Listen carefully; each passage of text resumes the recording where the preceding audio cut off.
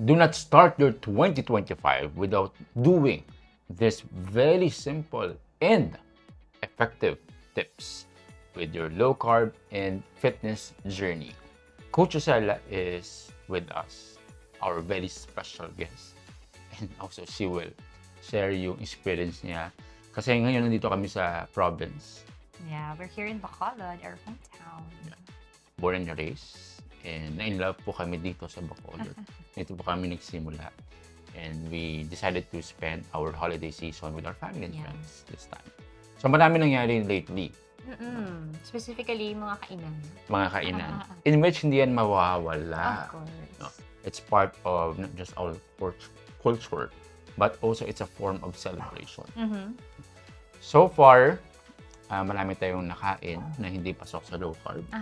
Marami din tayong nagawa na also contributed to our overall health goals.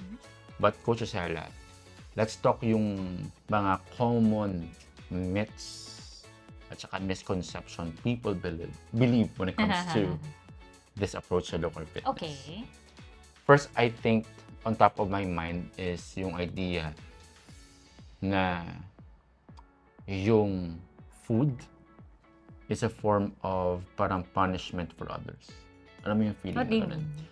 There are people who when they go out, dine out, celebrate with friends and families, if nakakain sila ng hindi pasok sa low carb, they feel na failure na agad sila, na they're back to zero agad sila. I see. So, let me restate it. I think you mean food restrictions. Exactly. Nagiging punishment for them. So, yung enjoyment na sana part dun sa celebration na wala. Because Yeah. yung focus is yung idea na na-feel sila, nadapa sila sa low carb. Right. It's so sad, no? Kasi, well, I know of some people who are very particular with being very strict sa low carb. And that is totally okay if you feel good about it.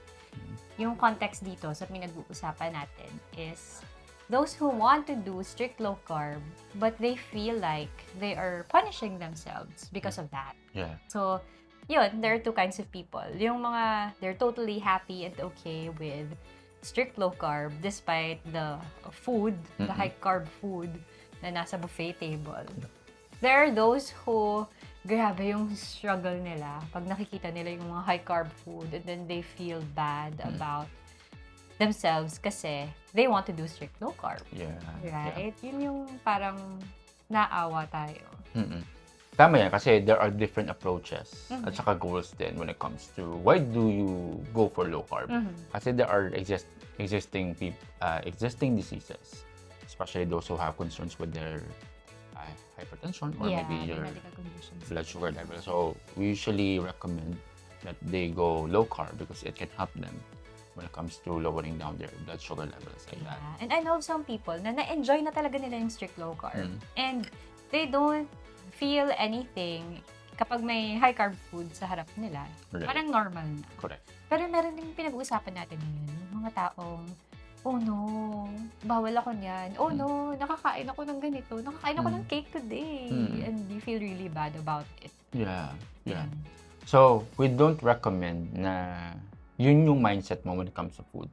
You know, low carb is very effective when it comes to losing fat. Low carb is also effective when it comes to managing your cravings. Food in general can make or break your fitness goals, but it is not everything. Yeah. Let's talk about coach. Ano yung tip mo? What's a better response if na-fall ka, o nadapa ka sa isang Christmas reunion or celebration? Well, we don't call it a failure at all. If nadapa ka, you can always go back the next day. That's the mindset.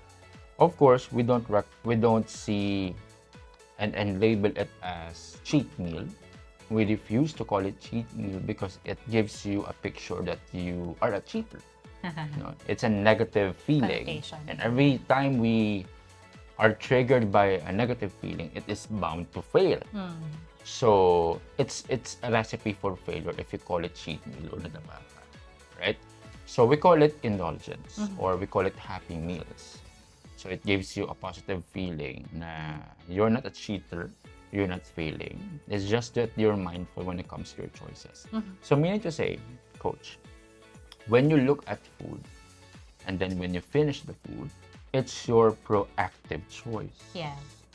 Meaning to say, you have decided to savor it, to Try it. to try it, and then, no regrets after. Alam mo yung feeling na gano'n. Yeah. Meron akong 2 tips for them. So, meron tayong yung first na family reunion natin with your father's side, diba? So, kumain tayo. Nasa harap natin, meron tayong isang tita na in-observe pala niya yung kinakain natin. Oh, yeah. So, sabi niya, ganun pala yung ginagawa niyo. Inuuna niyo muna yung meat. Correct. Tsaka kayo nagka-carb. Mm-hmm. Yeah, so that's one tip. Mm-hmm. That's what we did. Kumain muna tayo ng lechon, ng chicken. Right. Ano pa ba yung mga meats May natin shrimp doon? doon. May shrimp Right. din. Ganon. And then, tsaka tayo kumain ng just a bit of the things that we wanted to try. Yes. Also, what's good pa sa atin? Kasi 2 tayo. So, pwede nating hatiin. Kuha lang tayo ng konti. And true enough, it's very effective. Kasi if you eat the proteins first, you will feel full na agad. Alright. Yeah. Diba? So, hindi ko nga naubos yung ibang carb na kinuha ko that time. Yeah. Kasi 2 tayo. Nabusog tayo sa lechon. Yeah. So, ganun. So, we still tried some of the food. Mhm. Diba? Kaya lang kapag nasa low carb na kasi tayo, sa mga nakaka-relate, no? Sa junk, even our tongues, nakaka-adapt na sila. And hindi na sila nagka-crave for more sweets. So, we trick, or our brains are able to adapt to the taste of meat, na parang yun yung staple natin. Mhm. So yun, that's one thing. Unahin mo na yung proteins. And we assure you, there will be less to little room for carbs. Diba? And the second tip na sabi ko is, it's good to have someone na kahati mo if medyo malaki yung, naalala ko yung Rebel Bar. Never Maliit more. na nga yun eh. Uh-huh. Yung, pero hinati natin. So that's good. Even if kasama mo ay isang high carber, good for them, diba? Kasi, hatiin natin to kasi konti lang yung kaya kong kainin. Yeah. So that's also one trick or Wow, tip. yeah. It works all the time. Especially if hindi mo control yung mga kinakain mo. Right? So at least may baon kang ganung tool na approach mo when it comes to that. That's the first myth that we have to discuss. Second myth, it's common, really common, especially here in the Philippines. Because there's this myth na you can out-exercise or outwork your bad diet. Okay. So there are people na mag-workout sila between September to November. Pala pag December, they will overindulge. Although that's a good approach. Kasi imagine if you had no plans at all. Yeah. Right? So that kind of approach, it's really good. Pero, the best approach is lifestyle should be a lifestyle, meaning it's your way of living, not just in burr months so that you can overindulge in December, but it should be a lifestyle throughout the year. Yeah. So working out should be your lifestyle. Yes, working out and then your habit in general, like yung kinakain mo in general. In our case, what I appreciate about what we do currently, even though marami tayong mga hindi pasok sa low carb lately, is all throughout the year, at least in fairness, no, most of the time, naka-stick tayo dun sa lifestyle natin. We stick to high protein, to workout, to walking under the sun. So, kahit may indulgence or wala, at least stick ka dun sa plan natin. And that will sustain your health for, I would say, for many, many years. Yeah. It's also a big factor na makakatulong sa'yo to say no eventually to sa lahat or sa maraming high-carb options during the Christmas celebration. Kasi nga, just like what I shared a while ago, yung kahit yung tongues natin, naka-adapt din sila. So, hindi natin hinahanap-hanap masyado mga hindi natin nakakain. Yeah. Because we're into low carb. Yeah. Parang ganun. Yeah. Yeah. And I think I like to add yung last na myth is you don't need to start big or you don't need to start great for you to be great. There are people who will wait for January, first week of January to have their New Year's resolution. So yung mindset na indulge ako ng indulge muna because reset ako at saka detox in this January. Again, hindi siya sustainable. Kasi meron siyang snowball effect. Meaning to say bad habit na accumulate siya. Most of the time, nahihirapan tayo mag-sustain and mag-start great on January. Yeah. And that also explains maraming nag-enroll sa gym on January. Tapos when you look at August or you know, prior to that, kumukunti yung gym membership. So yung mindset natin is start small, start steady. So kahit 1 week mo, 7 days, no, yung December mo na schedule, full pack talaga. Hanapan mo ng paraan that you stick with little things, like small things, like walking. No, yung mga small things. You don't need to go enroll talaga sa gym on that month if you see na medyo busy talaga. Tsaka wala kang time to go sa gym.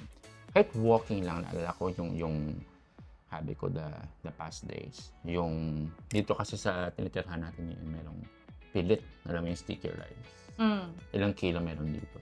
Yeah. So ginagamit ko siya pangbuhat, you know, for my squats. And I do push-ups as well and quick walking. So mga simple things lang.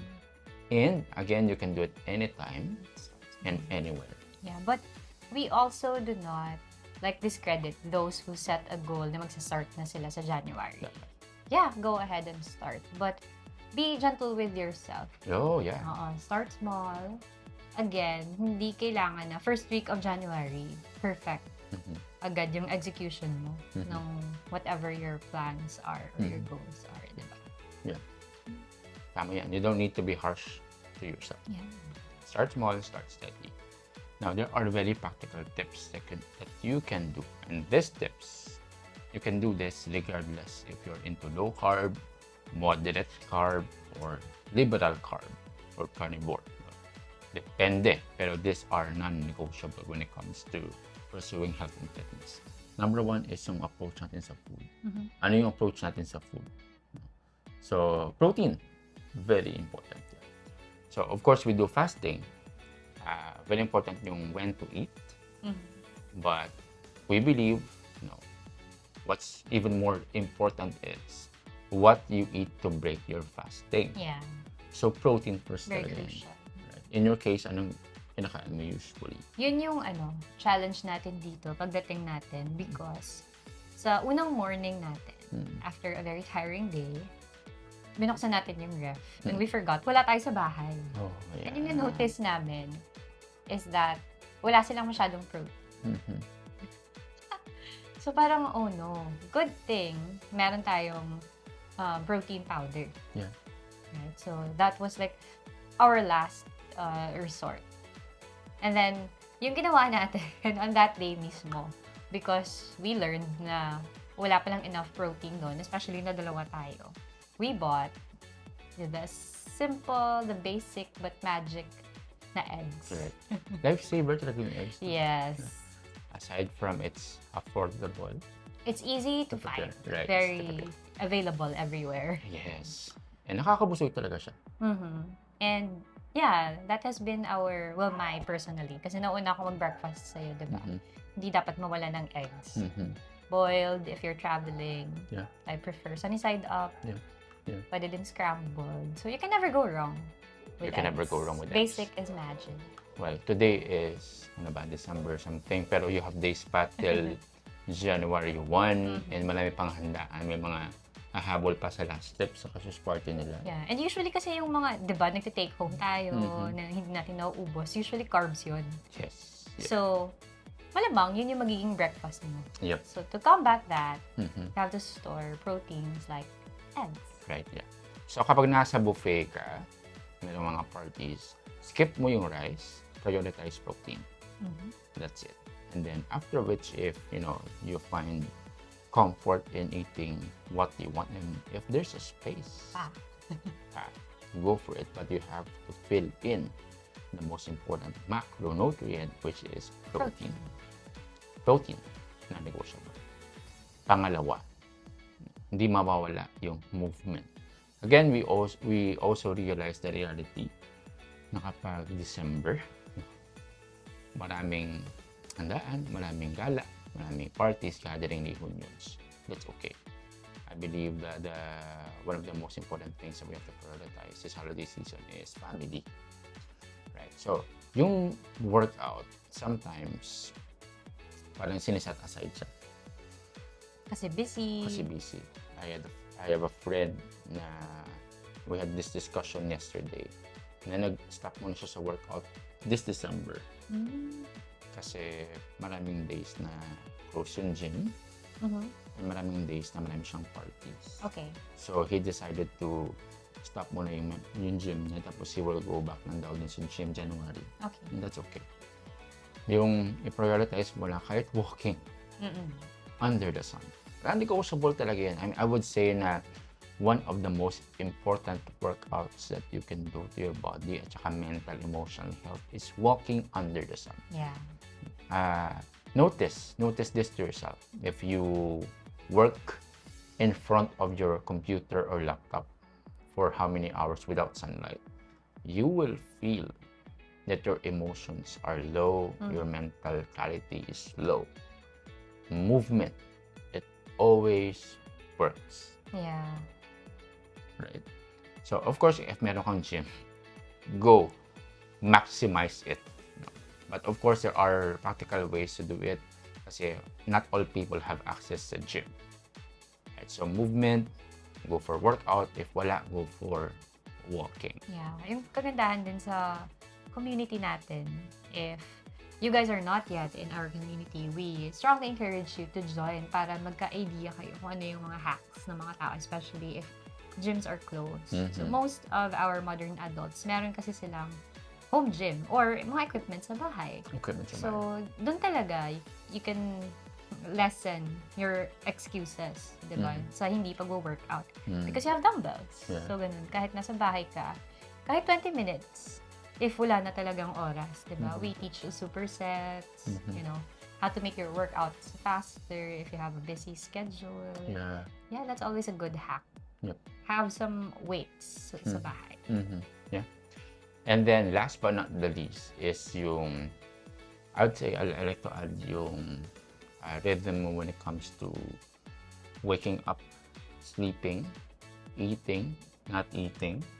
Yung mga pattern na we have to at least adhere to para yung katawan natin hindi ma-stress. Diba? Yung katawan natin kasi, kailangan niya may pattern din. So, flexible yung katawan natin from time to time, pero it likes patterns. So, if you wake up at the same time and sleep at the same time, your body likes it. Last week, di ba, we visited yung parents ng mother side mo. And then, na-meet natin si Lola and some people there in the farm. They shared na wala silang alarm clock. They prefer to be na magising by the sound of the nature. Yes. Kapag may tuktulook na, With chicken. yun na yun. At saka consistent yun. They don't need to be reminded what time to sleep, what time to wake up, kasi it becomes a pattern. And you know what helps them? Ano? Because nakaano kasi sila, solar sila, walang ano doon, walang electricity. Grabe talaga niya. So in a way, medyo limited yung battery ng gadgets nila, which is, for me, a helpful tool dun sa circadian rhythm nila. Yeah. Diba? So they are, in a way, forced to stop using their gadgets to conserve battery, battery life, diba? Yung ano yung tinuturo nun sa atin, na tayo, even if we have unlimited access to electricity, it will really help if we train ourselves to stop using our gadget at a certain time. Yep. So our bodies can focus on sleeping na. It can prepare itself to sleep. So that is one thing that we have learned from the people there. The scarcity of gadgets really help them when it comes to their Yeah. sleeping pattern. Which is, yun nga yung nangyari sa mga ancestors natin, di ba? Yeah. Wala naman silang ganyung access to gadgets like we have now. Mm. They had better sleep. Yeah. Ganun. So of course, we don't advocate that you totally get rid of your gadgets, but you choose to spend your time wisely. Yeah. And one last thing, kasi nung nagbakasyon tayo, nasira yung rhythm natin in a way, di ba? Mm-hmm. So many late nights, catch up, Yeah. so we slept late. Mm. But that's just, yung vacation natin, 1 week is just a portion of how many weeks in 1 year? Yeah. 52. Yeah. So going back pa rin, build your habits before Christmas vacation. Yeah. Diba? Wow. Yeah. Our bodies will always look for recovery. Recovery. Yeah, and our bodies deserve Yeah. to rest so we can build muscles. Mhm. Kasi it's nutrition, workout, Yeah. and of course, recovery. Those Yeah. are the key Mm-hmm. 3 main keys to a healthy lifestyle. Yeah. Kaya if your nutrition is perfect, your workout is perfect, pero hindi ka nakaka-recover, magsa-slow down din yung pag-build mo ng muscles for longevity. So we should also pay attention to Yeah. our sleep. Pay attention to your sleep. Mhm. If you don't pay attention to it, you will be forced to pay attention to it later. Consequences na. So, there are many things that happen this holiday season. Of course, we like to confess that we didn't really adhere 100% sa low carb lifestyle in the past days, but totally okay. Yeah, we can say that we made an effort to prepare for this. Correct, yeah. So, Coach Rosella, what's your parting message just to, give them one simple and remarkable idea when it comes to their approach this December up until New Year? Anong mindset na you want to give to them? Okay, wherever you are right now, just go back to your why. Go back to your why and envision a healthier you. Because for me, it will make you make better decisions. Yeah. If you know your why, you will know the how. So, How always about go you? back to why. So for me, I always go back din sa idea na the purpose of food. Mhm. We should not demonize food.